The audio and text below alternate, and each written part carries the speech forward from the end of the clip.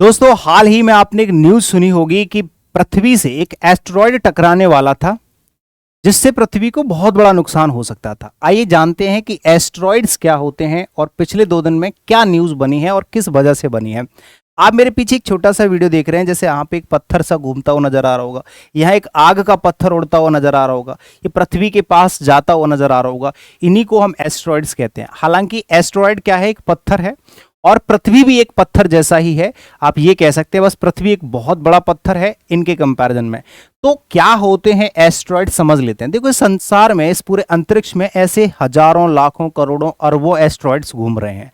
जैसे पृथ्वी सूर्य के चारों ओर चक्कर लगाती है, ऐसे बहुत सारे एस्टेरॉयड्स हैं जो सूर्य के चारों तरफ चक्कर लगाते हैं। अब यहाँ पे देखो, ये सन है और इसके चारों तरफ देख रहे हो कितने सारे एस्टेरॉयड्स घूम रहे हैं। तो एस्टेरॉयड क्या होता है जी? क्षुद्र ग्रह, चट्टानी यानी कि या तो पत्थर का, या धातु का धात्विक, या बर्फ का बर्फीले पिंड होते हैं। पिंड मतलब पत्थर होते हैं, ठीक है, जो सूर्य की परिक्रमा करते हैं जैसे पृथ्वी करती है। और हमारे सौर मंडल के प्रारंभिक गठन के अवशेष हैं, यानी कि जब सौर मंडल यानी कि सोलर सिस्टम बना था तब ये चीजें भी डिटेक्ट हुई थी और तभी से ये भी हमारे सौर मंडल का हिस्सा है, एस्टेरॉयड्स, ठीक है। तो एस्टेरॉयड्स इस तरह के छोटे या बड़े पत्थर हैं। ये 10 फीट का भी हो सकता है, 1 फीट का भी हो सकता है, 10,000 फीट का भी हो सकता है, 1,00,000 किलोमीटर का भी हो सकता है, ठीक है। हाँ जी। तो इनको, अच्छा, इससे अभी रिसेंटली जो एक आपने न्यूज सुनी होगी उसमें क्या था कि ये बताया जा रहा था कि एक एस्टेरॉयड ऐसे ही अपना रास्ता भटक के पृथ्वी से टकरा जाएगा और पृथ्वी को एक बहुत बड़ा नुकसान हो जाएगा। तो कितना नुकसान हो सकता है, क्या डिटेल है यहाँ पे देख लेते हैं।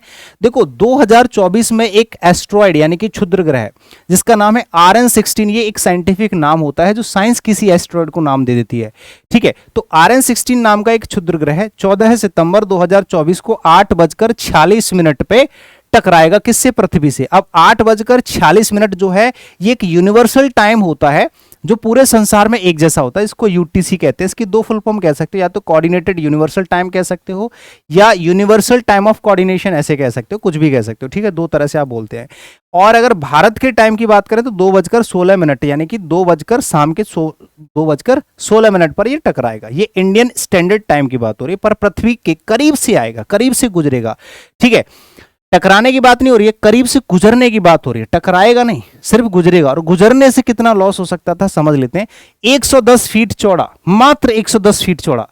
आप अंदाजा लगाओ 110 फीट चौड़ा कितना यह एस्टेरॉयड होगा। लेकिन प्रॉब्लम ये नहीं है, प्रॉब्लम है कि 1,04,761 किलोमीटर प्रति घंटे की रफ्तार से अगर 110 मीटर का एस्टेरॉयड अगर टकराता है तो क्या होगा। टकराना तो दूर की बात, पहले ये समझ लो कि ये क्या करेगा कि रफ्तार से यात्रा करने वाली यह अंतरिक्ष चट्टान पृथ्वी के 1.6 यानी 1.6 मिलियन किलोमीटर तक भीतर जाएगा।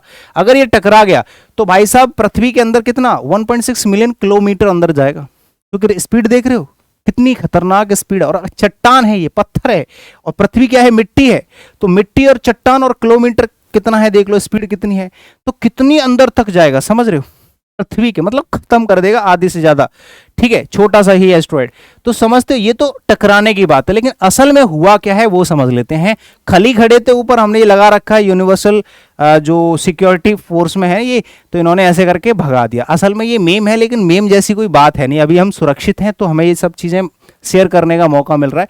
अदरवाइज हो क्या सकता था समझ लेते हैं। यदि 2024 का जो RN16 आकार का कोई क्षुद्र ग्रह है पृथ्वी से टकराता है तो क्या हो सकता है, ये प्रभाव इसका अत्यंत विनाशकारी होगा।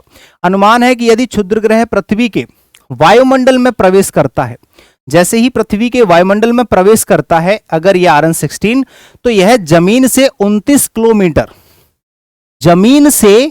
किलोमीटर पहले ही फट जाएगा। ये विस्फोट करेगा एक, ठीक है, किलोमीटर ऊपर विस्फोट करेगा, जिससे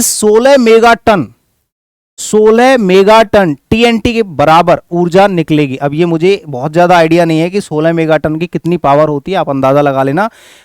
देखने में लग रहा है कि बहुत बड़ी पावर होगी। इतनी बड़ी पावर ये अपनी तरफ से जनरेट करेगा और यह विस्फोट या इस विस्फोट से एक महत्वपूर्ण झटका लगेगा, बहुत बड़ा झटका लगेगा, लेकिन इसका सीधा जमीनी प्रभाव नहीं होगा। झटका लगेगा, वायुमंडल में विस्फोट होगा, हो सकता है कि कुछ भी हो, कुछ भी अंजाम हो सकता है, लेकिन अभी अनुमान इसका यह था कि टकराएगा नहीं, ये गुजरेगा पास से 29 किलोमीटर, है ना, पहले ही ये क्या होगा, एक विस्फोट करेगा, लेकिन जमीनी कोई भी प्रभाव इससे नहीं होगा।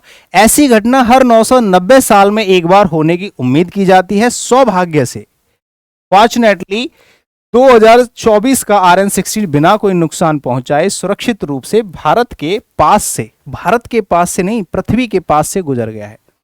यानी कि अभी तक कोई लॉस नहीं है, कोई नुकसान नहीं है, लेकिन नुकसान हो सकता था क्योंकि इतिहास में ऐसा हुआ है, ठीक है, और फ्यूचर में हो सकता है, ठीक है, क्योंकि साइंस कुछ भी प्रिडिक्ट ही कर सकती है। इनको बहुत ज़्यादा ऐसा तो है नहीं कि इनको सब कुछ पता हो, प्रिडिक्ट करते हैं बस। प्रिडिक्शन के क्योंकि डेटा ही इतना खतरनाक है भाई, इतनी ये इंसान की पहुंच से बहुत आगे है। अब इतना भी अंदाजा लगा पा रहे हैं, यही बहुत बड़ी बात है साइंस के लिए, ठीक है। और हर चीज़ का हमारे पूरे देश में तो बस मेम बनाए जाते हैं, चाहे वो चीज़ सीरियस हो या मजाक में, मेम तो बनेंगे। मजाक हर चीज़ का है भारत देश में, मजाक ही उड़ाया जा रहा है, खुद का भी उड़ा लेते हैं, दूसरों का भी उड़ा लेते हैं, सीरियस सिचुएशन उसका भी मजाक उड़ा लेते हैं। तो हर चीज़ मजाक नहीं होती है, हालांकि चलो ठीक है, अच्छी बात है। तो ये था एक छोटा सा वीडियो जिसके अंदर मैंने एक छोटी सी बात कही, शायद आपको समझ में आई हो तो मुझे बताइएगा। Thank you so much.